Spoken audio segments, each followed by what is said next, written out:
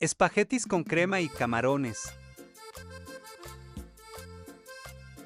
Voy a saltear pimientos rojo, verde y cebolla.